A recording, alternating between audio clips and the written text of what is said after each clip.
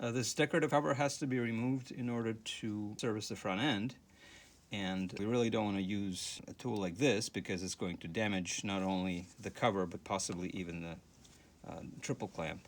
So what I've come up with is this device right here, which is essentially just an exhaust clamp that has been slightly modified. I'll quickly show you. So this is just a bigger version of the same thing. This is how they come out of the package. They're two clamps and these sleeves, two sleeves that go one inside the other. So of course we don't need one of these for sure, even in this particular case for clearance purposes. So we get rid of this, and then what we need to do, as you can see here, these corners are very sharp. These edges are very sharp.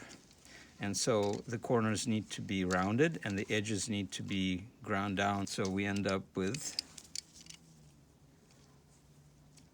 these contours here. Everything is smooth.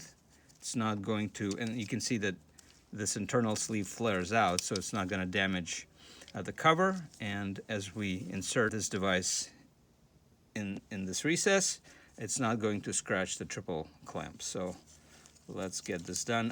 By the way, I'll put the dimensions and where to obtain this in the description. These covers are notoriously difficult to remove. They rust in there sometimes if they're not removed for a number of years. Very hard to get to. So let's see if this will work for us.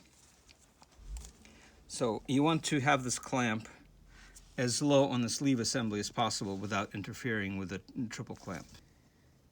Then we just tighten the screw.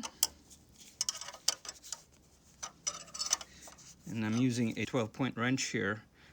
Generally I prefer 6-point, but here access is limited. We don't have too much to play with angle-wise, so I'm using a 12-point, and it's working just fine.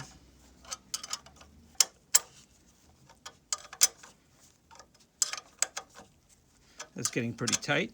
That's good enough. And so at this point we have a choice. We can use a strap wrench like this, just around here. Another option is this option. And so let's see if we can get this thing moving. That took a little bit of effort. Yeah, everything moves, so let's uninstall the tool.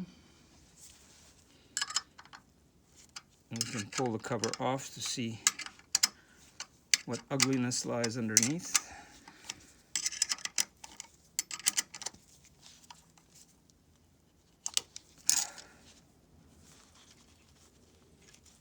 Yeah, it's been rusted on there for sure.